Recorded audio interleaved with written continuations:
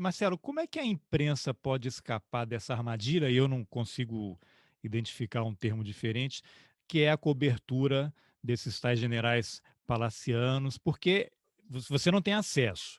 São só aqueles caras que falam, que são os que têm acesso ao avatar. E aí você tem que produzir um material, tem uma cobrança absurda, né? Uma concorrência enorme. E eu trabalhei boa parte da minha vida em redação, né? Se o cara ministro do GSI te atende, fala, você vai publicar. É uma coisa muito complicada você conseguir peneirar, conseguir filtrar o que vem de informação. Eu, quando leio algumas coisas, lógico que eu estou fora de redação, a leitura é outra. Quando você está ali, e quem trabalhou em redação sabe o inferno que é a vida do jornalista, a pressão que ele sofre, são muitos interesses, e aí você recebe aquela informação, eu, de fora, é mais fácil avaliar, eu leio e digo, isso aqui não era para ter sido publicado. O que a gente tem agora é um monte de setorista de Twitter, né? O cara coloca um Twitter, o cara faz uma matéria de 30 linhas em cima de um Twitter, né? Ou liga para o general Heleno, que atende muito a imprensa. Eu já estive uma vez com o general Heleno há muitos anos. Eu adoro conversar com a imprensa, atendo todo mundo que liga para mim. Isso ele falou para mim, fonte primária, não é ninguém que me disse, não. E eu trabalhei em redação, eu sei, eles atendem, as pessoas falam pelos mais diversos motivos. E o jornalista, nessa confusão, nesse governo, nessa cobertura desse governo maluco, ele fica numa situação também muito complexa. E aí cabe à direção dele, aos editores, ao diretor de redação, isso aqui não publica. Por que eu tenho que publicar que o Bolsonaro disse uma mentira? Publicar 20 linhas de uma mentira e lá no último parágrafo fala assim: ah, isso não é verdade. Ele deu uma informação imprecisa. Isso é uma desinformação, é um desserviço. É melhor não publicar. Ou então coloca, o presidente deu informações falsas sobre isso, mas não diz o que ele falou. Então, é muito complicado. Estou aqui de longe falando, né, como é que os caras devem se portar. É muito confortável para mim, mas eu queria a tua observação também de uma pessoa que não é jornalista, mas conhece como é que funcionam as coisas pelo lado militar. Como é que a imprensa sai dessa armadilha? Ou há uma má fé que existe também, né, uma desonestidade intelectual na cobertura, há um interesse, porque os jornais são empresas comerciais, privadas, elas têm uma agenda, elas têm os seus interesses, isso é inegável, e você tem um jornalista que nem sempre ele tem condições de negar, não vou escrever isso. Eu posso pedir para não colocar o meu nome na matéria, eu não quero assinar essa matéria, mas a matéria vai estar lá. Acontece isso direto, direto, direto. Eu vivi isso ao longo da minha vida inteira.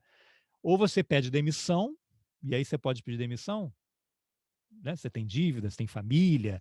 Até quando, até quanto eu posso dobrar minha coluna no exercício da profissão? É uma coisa complicada, né? Mas como é que você acha É. que a imprensa poderia escapar dessa armadilha aí, dessa cobertura do Partido Militar? Bom, eu vou viajar para a Lua para responder Vamos junto. sobre imprensa. Né? Primeiro, o general Heleno foi chefe do Seconsex. Então, ele tem digamos, uma aptidão para lidar com a imprensa, com o público, etc. Pena que tenha perdido um pouco depois que entrou para a política. Porque, como o chefe do Seconsex, ele sempre foi muito receptivo, fez uma boa comunicação social. Ponto. Sim, ele é Sobre afável no essas trato. questões, claro, sem É dúvida. afável. A maioria dos generais é. Né? E por isso que chama muita atenção que o Bolsonaro tenha que operar, né, que ele tenha que operar. Chama atenção que ele radicalize esse modo estorvo dele, que causa tanta revolta, porque potencializa essa postura cordata dos militares. Os da minha geração são, não tem problema nenhum. De gerações antigas, quando você vê umas declarações de General Newton Cruz e de outros mais, havia uma truculência maior. Mas agora a gente já fez muito media training para responder perguntas difíceis durante os comandos, própria lidar com o Haiti, lidar com as Nações Unidas, lidar com exércitos com estrangeiros em missões reais. Isso aí foi muito Ocupação de importante. O favela. próprio contato. Veja, eu tive uma oportunidade muito boa, muito rara e muito importante para mim, que foi trabalhar numa embaixada como adido militar e aprendi muito no trato com os diplomatas brasileiros, que também vive uma crise atualmente no governo, porque a gente percebe que diplomatas da reserva, desculpe a analogia, diplomatas aposentados, eles se manifestam com muita propriedade, com muita crítica ao ministro das Relações Exteriores. Mas militares da reserva, da ativa não pode, nem deve, mas da reserva não se manifesta com nenhuma crítica ao comando da instituição. E aqui eu vou fazer uma observação que é crítica, mas é absolutamente construtiva e não tem nada de funcional. Mas não vou fazer depois de dizer o seguinte: a imprensa mundial, depois da chegada das mídias e da demonstração das suas capacidades em interferir na vida social e na vida política, está se revolucionando, se questionando o tempo inteiro sobre seus papéis, sobre a ética jornalística, sobre o poder da informação e o papel dos editores. O papel dos editores de jornal que você mencionou, que é o coordenador da notícia, etc. e tal. Então, isso é importante. E veja, você citou que o jornalista, quando não quer dar uma notícia que ele talvez possa causar desconforto, ele faz a matéria anônima, né? Se você lê essas notícias de informações muito particulares e muito íntimas do governo, que saem algumas notas e algumas colunas de jornalistas já consagrados, e você vai ver sempre ali escrito um militar da ativa ou o general do governo ou uma fonte do Planalto, em condição de anonimato, né, disse que tal, tal e tal. E geralmente os disse que são críticas ao presidente. Então, primeiro, que coisa estranha que membros do Planalto, do governo, militares que cultuam a lealdade com o companheiro, com a instituição, acima de tudo, sintam a vontade de servir como fonte para um jornalista e ainda dar a sua condição de anonimato e ainda dizer que é da ativa, para fazer uma crítica ao governo. É estranho, para mim isso não encaixa, não cai. Por isso que eu lhe digo que isso é uma questão que passa, e não é uma crítica. Olha, longe disso, o general Leal Pujol, que é um excelente militar, comandante, uma pessoa muito disciplinada, muito disciplinadora ao longo de toda a sua carreira, etc. Mas é preciso que a imprensa, como você disse, por que dá tanto ouvidos aos anônimos que contam essas confidencialidades?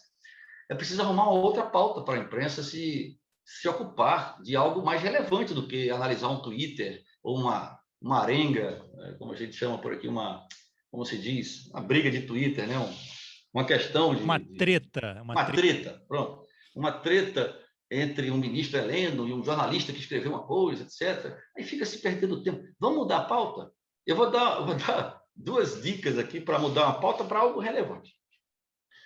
Os generais dizem que não tem nada a ver as Forças Armadas com o governo, porque eles estão na reserva, ou mesmo na ativa, estão licenciados, etc. Mas, vamos lá, para qualquer militar da ativa exercer um cargo fora da força, em qualquer instância, pode ser num tribunal como segurança, um tribunal de justiça, pode ser como ministro do governo, o comandante daquele oficial, daquele militar, tem que autorizar. Tem que autorizar. Não consigo imaginar a ideia do general Ramos, por exemplo, comandante militar do Sudeste, em São Paulo, ter sido convidado pelo presidente da República sem que o general, o comandante do Exército, soubesse sequer de que iria haver esse convite. Vamos supor que o presidente da República tenha... Ramos é meu amigo, meu chapa, etc. Converso com ele toda hora. Ramos, quer participar do meu governo? Se eu fosse o general Ramos, e eu acho que talvez ele tenha feito isso, não estou dizendo que eu estou falando em tese, opa, peraí, vou falar com o meu comandante. O meu comandante é o general fulano de tal. General fulano de tal, o presidente me chamou para participar do governo dele. Que cargo? Secretário de governo. O que é que faz? Faz a coordenação política do governo com o parlamento para as pautas do governo terem aprovação, etc. e tal. É aquele camarada que o pessoal fala, toma lá da casa. Mas eu não vou fazer não e tal. Poxa, mas você acha que é o caso, Ramos, de você, comandante militar do Sudeste, sair daqui no dia seguinte e você fazer negociação política? E a imagem da instituição?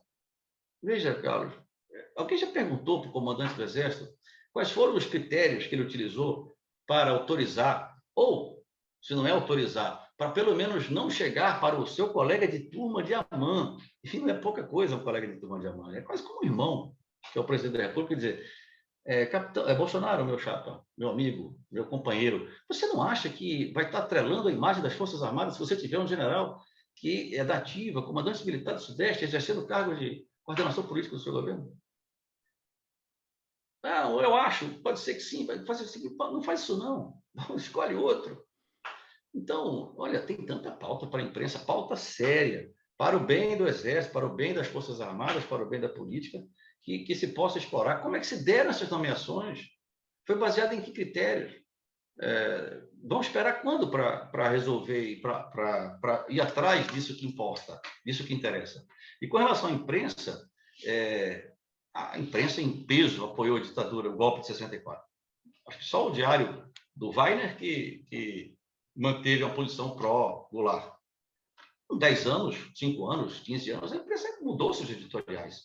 Será que nós vamos ter que esperar mais algum tempo para a imprensa, quando eu digo imprensa, desculpa a generalização, para as editorias dos principais meios, reconhecerem que tem ajudado através, por intermédio desses vazamentos, etc., a corromper a situação política nacional, a colocar as Forças Armadas numa situação que, até inconscientemente, elas não estão percebendo que estão sendo colocadas, porque, creia, Carlos, dentro dos grupos de zap da família militar, dos meus colegas, generais, coronéis, a predominância é de apoio incondicional ao governo. Eles não conseguem perceber Você ainda essas inconveniências. Você ainda participa de alguns grupos? Não te expulsaram de todos? Não participo do grupo, mas os colegas que me mandam propaganda de ivermectina, que me mandam propaganda de hidroxicloroquina, quando eu digo, meu amigo, por favor, você não é médico, você acha o caso, o pessoal me cancela, né? E diz que eu sou rancoroso, que eu fui desrespeitoso. Puxa vida, eu falei que eu não queria receber uma notícia que eu não pedi. Então, por certos sintomas que eu observo nessas relações, eu vejo que há um aliciamento, esse processo já está muito dentro das Forças Armadas. Vai ser difícil renovar isso sem traumas. E seria muito triste que tivesse que acontecer um fato grave de ruptura, etc., para que a gente se revisasse, para que nós nos revisássemos quanto à nossa conduta ética. A observação que eu fiz em relação às nomeações também tem um detalhe. Há punições de militares da reserva por manifestações políticas, e se desconsidera a lei que eu lhe citei, 7.524, para enquadrar o militar no RDE, que é o Regulamento Disciplinar do Exército. Por alguma... ofendeu a instituição, quando você se refere, usa uma expressão para dizer o Exército está se bolsonarizando. Ofendeu a instituição? Puna-se. Desde quando bolsonarizar é ofensa? Eu acho que não é. Ou o general fulano cometeu mentira, está falando mentira. Eu acho que o golpe de 64 foi golpe. Ele está dizendo que é uma revolução, contra-revolução. Aí o militar enquadrado no número tal, porque ele respeitou um superior hierárquico. Um superior hierárquico não está exercendo função militar, está exercendo a função, por exemplo, de porta-voz. Está sendo a voz do presidente. Se o presidente mente, estou falando em tese, o presidente mente e o porta-voz repete as falas do presidente, muito bem. Então, existe um número no RDE que enquadra, que relaciona as transgressões disciplinares, que é o número 1, é o faltar à verdade. Ora, se o militar da reserva pode ser punido desconsiderando a lei 7.524, porque fez uma crítica ao governo, fez uma crítica a um general, etc., uma posição institucional do Exército de interesse público, por que um militar da reserva que falta com a verdade não é enquadrado? Por que, Carlos, o militar da reserva? Porque o número 2, se o número 1 é faltar à verdade, o número 2, ou o número 3, eu não me lembro agora, é utilizar-se do anonimato. Ora, generais leem jornais. Você consegue ter jornal. Está escrito todo dia. Um oficial ou um general da ativa, em condição de anonimato, deu a seguinte declaração. Ora, tem uma transgressão. Descubra-se quem é o autor. Porque se você não pune uma transgressão, você está reforçando que ela seja repetida e acaba se generalizando como uma conduta irregular. Então, tem pauta, Carlos. Tem muita pauta para a imprensa. Eu sei que, às vezes, é mais fácil você lançar uma notícia tormentosa, né? Eu escrevi um livro sobre a tormenta, muito bacana, legal, você vai contar confidencialidades. Você está colaborando para quê? Eu estou aqui arriscando, estou aqui me expondo para fazer uma crítica que eu acho que é uma crítica ética e absolutamente construtiva ao Exército, às Forças Armadas. Por que também o jornalista não pode se arriscar um pouco de perceber que ele está sendo, às vezes, enredado numa narrativa que uma narrativa que tem verdades, claro, porque senão não seria crível, mas que ela tem uma finalidade política. E ele perceber que ele está sendo instrumentalizado para essa narrativa ser difundida, etc. Por isso que eu digo, quando o general Santos Cruz, por exemplo, que quem eu respeito muito, passa a ser figura carimbada nas análises políticas, nas conjunturas de cenário, quando você vai ouvir, eu às vezes vejo uma chamada, aí escuto as palavras do general Santos Cruz, ora, se eu for ver aqui a televisão, ou jantar, ou almoçar aqui em casa, as críticas serão as mesmas, não há nada de especial. E ninguém pergunta, ou muito raramente se pergunta, o senhor já se arrependeu? O senhor acha que cometeu um erro ao apoiar o presidente, o candidato Bolsonaro? O que é que o senhor acha da participação de militares? O senhor acha que também não a sua atitude não é somente para continuar na ribalta política e ser capturado ou servir de isca para continuar na política? Porque é isso que o general Santos Cruz faz. Certamente ele vai disputar algum cargo político. Então, essa aparição exagerada dele e de outros, o ex-porta-voz, por exemplo, se eu não me engano, tem uma coluna em algum jornal em que escreve e faz, naquilo que eu consegui entender dos textos, críticas ao presidente. Mas será que ninguém perguntou? Mas o senhor foi porta-voz durante 1 ano e meio. O que é que o senhor acha da sua atitude? Não estou perguntando da atitude de terceiros. O que é que o senhor acha da sua atitude como chefe do Centro de Comunicação Social do Exército de exercer o cargo de porta-voz de um presidente e ser a sua voz política? O senhor acha que ninguém seguiu o seu exemplo? O senhor acha que isso é uma boa referência? Que esse é o papel do militar? Se ele acha que aí tem alguma coisa errada. E se ele pode apoiar o governo, eu posso criticar o governo, posso criticar a postura, já que ele virou político, né? Ele ou qualquer outro general atua politicamente, tem que receber a crítica, se quiser ouvi-la e debater, ótimo, se não quiser, também tudo tranquilo. O importante é que os militares sejam ouvidos, mas não somente aqueles que se apresentam como dissidentes, quando a gente sabe que a dissidência ali tem a profundidade de uma poça d'água no asfalto liso de Brasília. Não é dissidência. E Marcelo, você já recebeu alguma punição, uma advertência pelas suas opiniões? Eu sei que você escreveu um artigo para a Folha de São Paulo uma vez e teve ali não sei se foi punição, uma advertência. Você pode contar o que aconteceu e se você eventualmente recebe recado, estão de olho aí, pode ter uma punição. E que tipo de punição é? Você vai perder a aposentadoria, vai ter uma multa, pode ter uma prisão? O que pode acontecer com você? Para você, eu vou responder exatamente o que você me perguntou, mas basta você ver o comportamento de apoiadores do presidente, embora eu acho que isso seja um tanto artificial, ou se não artificial, potencializado mais do que realmente ocorre com essa médica, essa doutora, que foi cogitada para ser ministra da Saúde, né? Sem nem cogitar e sem fazer nenhuma crítica diretamente ao governo, só uma crítica em tese ao métier dela em relação à pandemia, ela sofreu todo tipo de ataque. E ela é civil, né? Eu sou militar. Então, você pode imaginar que tipo de exposição, desde as minhas posições dos grupos de zap da minha turma, mas principalmente depois da publicação desse artigo na Folha de São Paulo, um artigo absolutamente sóbrio sobre uma crítica à associação da imagem, da indevida associação da imagem do Exército à candidatura Bolsonaro, eu passei a ser monitorado e observado bastante. Eu sei, tenho consciência disso, absoluta, né? E, infelizmente, apesar de ter tido uma carreira de 38 anos sem qualquer processo disciplinar, sem nenhuma advertência, muito pelo contrário, né? As minhas folhas de alterações aí são bastante consistentes, tanto assim que, como vários outros companheiros, chegamos ao quadro de acesso final para a escolha ao generalato.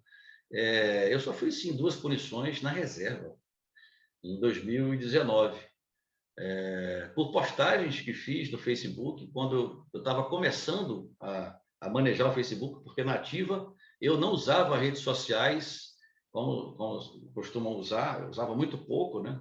Mal sabia operar. Então, uma das observações, eu fiz uma crítica, uma postagem crítica, linkando uma reportagem de jornal sobre, em março de 19, exatamente há 2 anos, né? Estava se discutindo como as Forças Armadas iam, sob o governo Bolsonaro, rememorar ou comemorar o golpe de 64 e a ditadura. E houve um incidente que o porta-voz falou que haveria uma comemoração. Porta-voz À Rego noite, Barros, né? Rego Barros. porta-voz, que era o general da ativa, não foi eu que coloquei um general da ativa para ser porta-voz e falar de política. Né? E de noite, o presidente, pressionado por políticos, etc., talvez por sua assessoria, disse que não mandei comemorar nada, foi só rememorar. E aí, quando saiu a ordem do dia, assinada pelo ministro da Defesa, pelos comandantes, se referia ao golpe e à ditadura como revolução, como movimento. E eu fiz uma crítica. Eu disse que isso era mentira. Tanto a mentira do porta-voz de manhã, que foi desmentida pelo presidente, segundo a reportagem, como a mentira de chamar o golpe e a Revolução 64. Ora, o que é isso, se não, Carlos, um posicionamento político, um posicionamento ideológico, ou, se quiser, um posicionamento sobre um tema de interesse público e histórico? É o que a Lei 7.524 ampara o militar da reserva se expressar livremente sobre qualquer tema. Na verdade, dar a sua opinião. Se a minha opinião é de que aquele fato narrado por um político, porque um porta-voz é um político, ou é, pelo menos, o porta-voz de um político, faltava com a verdade, em termos de verdade histórica, é bem subentendido que era histórica do que eu estava falando. Como é que pode ser desconsiderada essa lei para aplicar o regulamento disciplinar e dizer que eu estou ofendendo um general, ou que um militar, né, no caso fui eu, mas pode haver outros, estaria ofendendo um general da ativa que exerce cargo na administração? Quando eu fui notificado, eu perguntei, qual é o nome do general? Até hoje eu não sei. Eu fui punido por um superior hierárquico que exerce cargo na administração. Mas se fosse cargo de comandante, eu deveria ser punido, sim. Se fosse um cargo militar, eu deveria ser punido, sim. Mas era um cargo político, falando sobre assuntos políticos, históricos. Então, esse é só um exemplo. E o outro... E que punição foi? Qual foi a punição? Essa foi uma advertência, que é a forma mais suave de punir, né? Que é feita verbalmente. Fica na sua ficha. Não era para ficar, mas cometeram o erro e colocaram. E eu tive que alertar a administração militar que aquela punição que eu estava sofrendo, segundo a lei, o regulamento, não era para constar, nem era para ser publicada. Aí eles retificaram, mas já tinham publicado, já tinham feito mal. Né? E na mesma ocasião, ou seja, não me deram nem a chance de aprender com a punição, por uma postagem que eu fiz na mesma ocasião, 2 meses antes, em que eu dizia que havia tido uma decisão da AGU que beneficiava, que mudava a compreensão sobre prisão em segunda instância. Então, a AGU, antes de Bolsonaro, era contra. E a AGU da nova, que hoje é o ministro da Justiça, né, André, era a favor. Então, eu falei, olha, a AGU parece estar virando a AGG, uma Advocacia Geral do Governo, né, de interesse do governo. E eu fico preocupado que o Exército Brasileiro, que esse B de Exército Brasileiro deixe de ser a bandeira de todos os brasileiros, independentemente de ideologia, de política, e passe a ser de Bolsonaro, ou de Bolsominho, sei lá, uma expressão dessa. Fui punido, repreendido por ter ofendido o Exército Brasileiro. Porque eu perguntei, por favor, aponte na postagem a ofensa, a palavra ofensiva. Até hoje eu estou esperando. Eu deduzi que fosse a palavra Bolsominho, Bolsonaro. Fui procurar no dicionário, não encontrei a palavra bolsominion, não consigo enxergá-la como ofensa, porque eu chamo companheiros, colegas, às vezes, fulano é bolsominion, não é bolsominion. E mais importante, Carlos, aquilo era uma crítica de natureza política, histórica, porque havia militares do Exército da ativa exercendo cargos de natureza política. E era para ser compreendida sob o contexto da crítica, mas desconsideraram a lei e aplicaram o regulamento. Então, eu peço, seria interessante que a imprensa, os jornalistas, perguntassem às autoridades, esses militares que faltam com a verdade na reserva, exercendo cargo político, para eles vale a lei da manifestação de opinião política livremente, independentemente dos regulamentos disciplinares, ou só vale a regra para quem apresenta crítica ao governo ou aos militares que estão no governo exercendo função política, não me comandando, não sendo generais, mas sendo políticos. E se são políticos, podem ser criticados, inclusive por militares. E qual foi a segunda punição? Foi qual? Essas duas. Foi uma repreensão. Essa, sim, vai para os assentamentos, que, na verdade, fica registrado no órgão de nativos e pensionistas, né, já que não tenho mais alterações, só nativa. Isso me contrariou muito, me deixou muito abalado, porque eu nunca fui punido Além desse aspecto psicológico, tem alguma consequência prática, assim, em termos de Não, é a remuneração, punição. pensão? Talvez, se eles interpretarem de novo dessa forma, a próxima seja uma detenção ou uma privação de liberdade, uma prisão administrativa. Mas eu não me importo com isso, eu fico preocupado pelo desgaste familiar, pela tristeza. Quanto à punição, eu até faço questão de mantê-las. Eu cheguei a recorrer para o general que é encarregado de punir os inativos, né, que é o comandante da região militar, não está mais nativo ele, e fui para uma audiência com ele, mas eu percebi que era inútil, porque me pareceu que não foi ele que quis punir, e veio uma ordem. Poxa vida, Carlos, quando a gente vê o que aconteceu com o professor da Universidade Federal de Pelotas, se não me engano, um médico que era reitor, que foi punido, né, fez um termo de acordo, um termo de ajustamento de conduta com o Ministério Público, tal, porque estava expressando a opinião.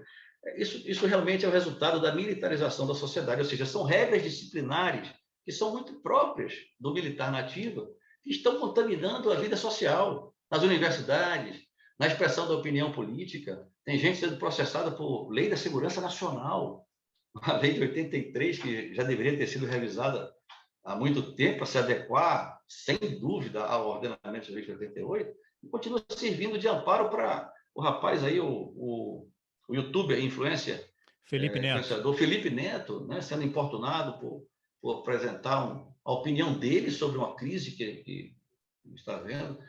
Não foi ameaça, não foi nada, simplesmente é uma opinião.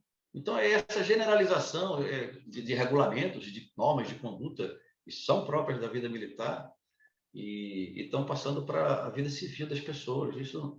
Isso não era para acontecer. E, mais uma vez, eu reitero, tudo que eu falei aqui, Carlos, eu não falei de organização das Forças Armadas, eu não critiquei nenhuma posição do comandante do Exército, eu só simplesmente falei, seria interessante saber, até para o público interno, quais foram os critérios que foram utilizados para que tantos militares ativos, o general Pazuello, um deles, fosse autorizado a participar politicamente do governo. Não há crítica. Você percebeu alguma ofensa que eu tenha feito aqui ao Exército ou alguma dessas pessoas? Acho que eu fui bem ofensivo. É. Você não. Pois bem, então é importante que isso sirva de alerta, porque isso não é bom. Não é bom para as Forças Armadas, não é bom para o Brasil. Eu tenho como um dever pessoal, não guardo nenhum rancor das punições, muito pelo contrário. Como eu lhe disse, eu as tenho até como um histórico para a minha vida. É muito importante que a gente reconstrua esse muro, essa separação. Não adianta falar, é preciso fazer. Me espanta que um oficial da reserva esteja no governo, já me espantaria que fosse qualquer governo, mas esteja neste governo e ainda seja apresentado pela grande parte da imprensa como um inocente que não sabia, um ingênuo que tenta moderar algo que ele sabia muito bem quem era, né?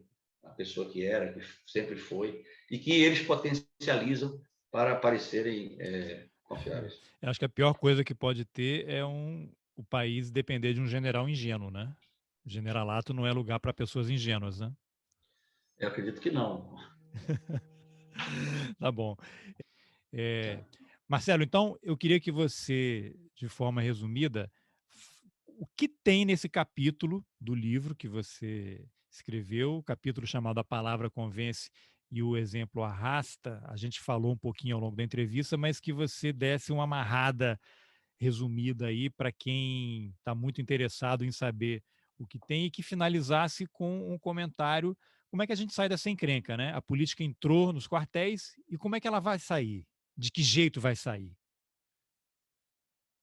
Muito bem, Carlos. O livro, na verdade, é uma composição de 15 ou 16 autores, a maioria acadêmico, alguns jornalistas, que estudam, por algum motivo, a relação dos militares com a política, historicamente, antropologicamente ou jornalisticamente.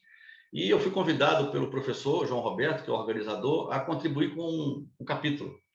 E eu decidi fazê-lo baseado naquilo que eu vi, que eu conheço e do que eu sou. Eu sou militar, sou oficial do Exército da Reserva. E escolhi como título a palavra que sintetiza, talvez, a origem dessa crise brasileira e dessa participação dos militares nesse novo momento histórico, que é a palavra convence e o exemplo arrasta.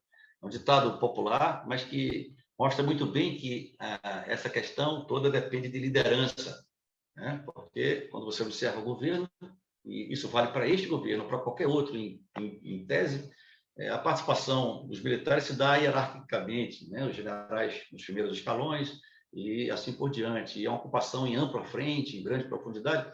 Então, quando eu senti dificuldade eu percebi que os acadêmicos ou a imprensa estavam apresentando o problema de forma assim bastante externa, talvez às vezes um pouco ou muito setorizada ou excessivamente superficial, eu resolvi contribuir fazendo uma construção retórica, empregando um conceito que já foi utilizado por outros cientistas, que é do partido militar, para tentar explicar que esse grupo bastante coeso, forte, hierarquizado, disciplinado, em que se percebe, talvez, às vezes, alguma característica autoritária e algumas pretensões de hegemonia de poder, até político, eles constituem uma espécie de partido político, que eu chamo de partido militar.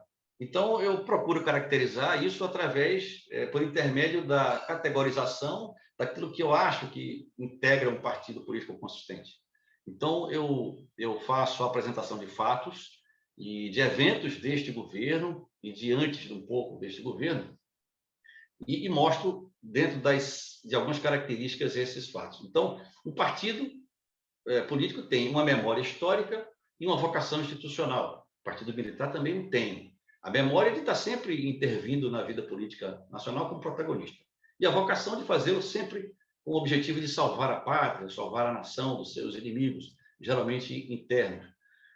Um partido político também tem, e este tem, uma base ideológica definida. E é inconfundível que a origem da base ideológica desse partido militar está no século XX, talvez até no século XIX, com as manifestações políticas e, mais precisamente, no ano de 1937, com a Intentona Comunista, que foi geratriz do processo militares, Forças Armadas, aliás, Forças Armadas política ao longo do restante do século XX e que ainda repercute hoje. E essa base ideológica, ela se difunde muitas vezes ou se dissemina para um anti-esquerdismo, um antipoliticamente correto, um antiglobalismo bastante aberto. Como todo partido, este também tem pautas de interesse corporativo e de interesse específico, que no governo são tratados ou com exclusividade ou com prioridade absoluta, tanto na alocação de recursos, como na criação de programas que beneficiam militares da reserva ou mesmo da ativa, que são, na verdade, promessas eleitorais, né? E isso mostra muito também quando o presidente costuma frequentar quartéis, quase semanalmente, e me parece muito mais ali uma satisfação das pautas que são atendidas da sua base militante do que propriamente uma visita de cortesia, uma visita de homenagem, que é sempre desejável que o presidente vá, mas esse abusa da frequência e principalmente da maneira como se dirige, dos assuntos que discursa. Como um bom partido, um partido consistente, este também tem uma direção partidária que se encarrega de distribuir o poder. E, uma vez no governo, isso fica muito caracterizado pela ocupação de cargos-chave que distribuem esse poder. Também, como um partido, uma vez no poder, há um controle em direção, sentido e intensidade do ritmo do governo, feito por essa direção. Há também, nesse partido, quadros partidários que formam lideranças contínuas, que vão participar tanto do governo como de outras disputas eleitorais. E, finalmente, que é a base de todo o partido, a existência como o próprio nome diz, de uma base eleitoral e militante, que a partir da figura do militar vai se estendendo para a sua família, para o seu entorno social e, por intermédio das redes sociais, é potencializada e alcança faixas da sociedade que sempre admiraram as Forças Armadas brasileiras, principalmente nesses 30 anos que se seguiram ao final da ditadura, em 1985 até 2016, 2018, e que eu acho que pode ser comprometida essa confiança da sociedade se continuar essa participação como partido dos militares. E o livro pretende mostrar que esse partido esse grupo funcionando como partido, ele vetoriza um fenômeno que é constituído por dois processos, que se alimentam entre si e se fortalecem. Por um lado, o processo de politização das Forças Armadas e dos militares, e, por um outro lado, a militarização da política e da própria sociedade. Esses dois processos, como eu disse, se alimentam, e é o Partido Militar que dá sentido e incentiva a evolução desse processo, que pode, no extremo, causar até riscos, ou pode gerar riscos para o Estado democrático de direito. Ao final, eu apresento algumas conclusões sobre esses dois processos, algumas conclusões de cunho crítico, no sentido de que esses processos, de certa forma, minaram aquela muralha que eu já me referi, de separação dos dois campos, e que foi constituída ao longo desses 30 anos, e que essa muralha precisa ser reconstruída, de separação de forças armadas, de militares, da política e de governo. É uma muralha simples, construída com neutralidade política, com imparcialidade ideológica, com isenção funcional, com um apartidarismo absoluto, com um profissionalismo essencial e com a constitucionalidade absolutamente estrita. E como resolver esse problema? O próprio nome do artigo deixa muito claro, e é importante que se resolva e que as lideranças das Forças Armadas na reserva e na ativa, porque o militar da reserva continua sendo militar, inclusive sujeito aos regulamentos, como eu bem exemplifiquei aqui a você, no meu caso pessoal, que elas se atenham à resolução disso, porque se isso não for resolvido e esse processo não for sustado, interrompido e regredido, há que se fazer uma pergunta que me preocupa, como um filho, sobrinho, pai, padrasto, irmão de militares. Onde estarão os sentados, os generais de 2050? Eles vão estar decidindo os rumos do Exército, ou, eventualmente, espero que não, comandando tropas em combate no QG, no quartel, ou eles vão estar sentados no Palácio do Planalto, numa reunião ministerial, decidindo os rumos políticos desse país. A solução para isso é muito simples. Eu vou encerrar, e é como eu encerro o livro, eu aproveito para concluir essa oportunidade que você me deu de expressar meu pensamento sobre esse problema, com uma frase que foi dita e virou ordem do dia do general Osório, patrono da cavalaria, Marechal Osório, que ao atravessar o Passo da Pátria, uma batalha que caracterizou, em 1866, se não me engano, o início da contraofensiva brasileira, dos aliados, contra o Paraguai na Guerra da Tríplice Aliança, ele, guiando seus homens à frente, ele proferiu e fez questão de consignar na ordem do dia a frase que sintetiza, talvez, o caminho ou a inspiração para os atuais chefes entenderem essa problemática e encaminharem uma solução. Disse o Marechal Osório que é fácil a missão de comandar homens livres. Basta mostrar-lhes o caminho do dever.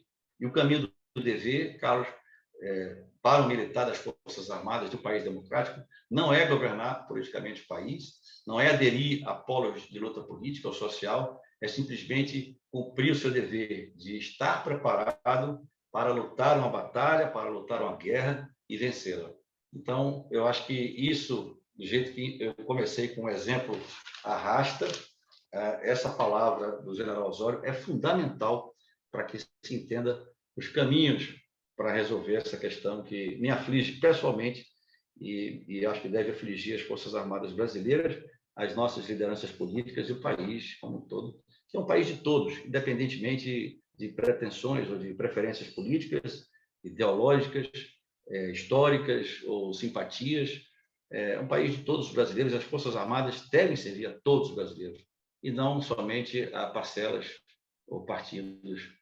O partido das Forças Armadas é o Brasil, desde que as Forças Armadas não adiram a nenhum partido político.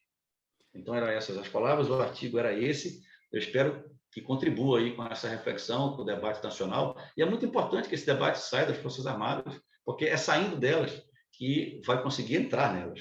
Porque a gente já está numa situação que é possível que nós não percebamos o tamanho da enrascada que a gente se meteu institucionalmente, participando tão ativamente assim desse governo e de qualquer outro.